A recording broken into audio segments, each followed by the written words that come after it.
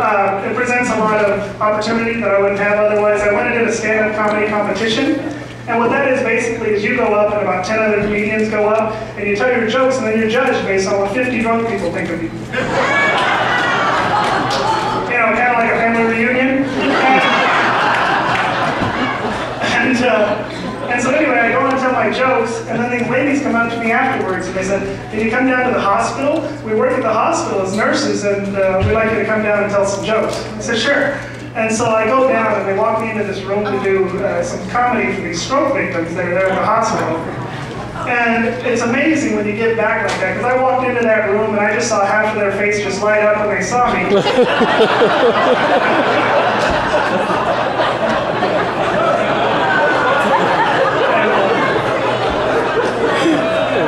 It was awesome.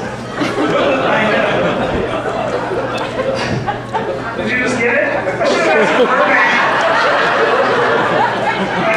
I should have asked Burbank. I should have asked him Burbank. Burbank came to the show, but now we know.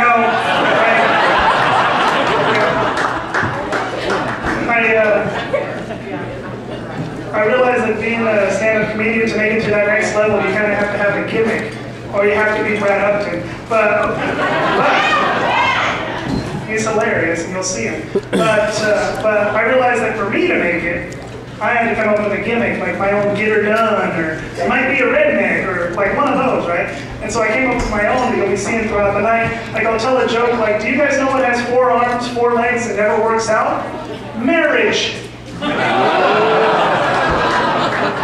Michael Jackson character.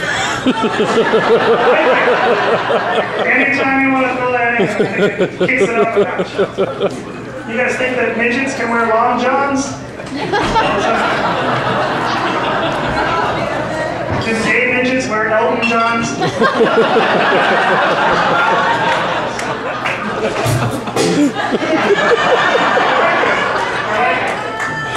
I'm naming my next kid Meek. That way he inherits the earth.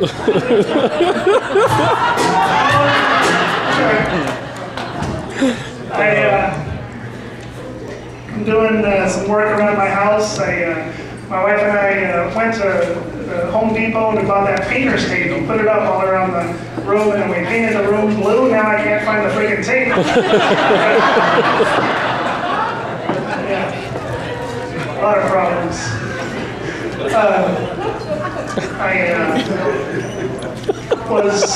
I was thinking about some weird stuff like if you work for a doctor's office, can you call in sick? Like you call up and you go, I don't feel too good, I'm not going to make it in today. And you go, you should be here. Antibiotics in the bed. And then I was wondering, I wonder if you could be fired if you work for the unemployment office.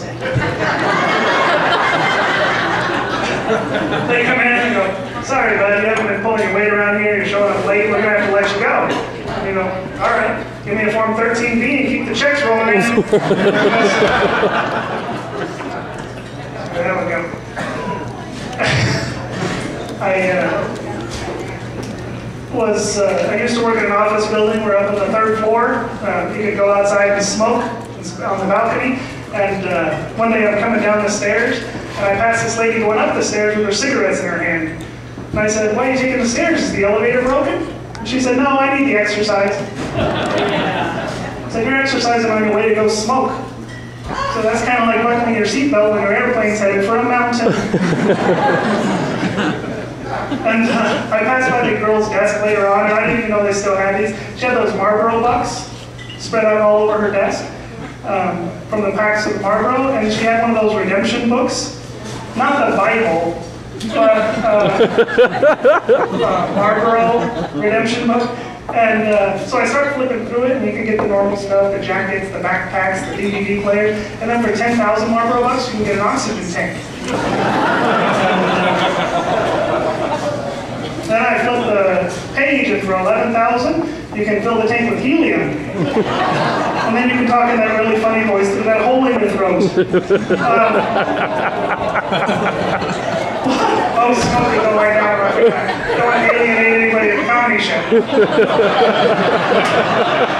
Make 900 people laugh and one person go, boo! You have to wait for the laughter to die down and then get the boo out. There we go. I'm surprised you can do that without coughing.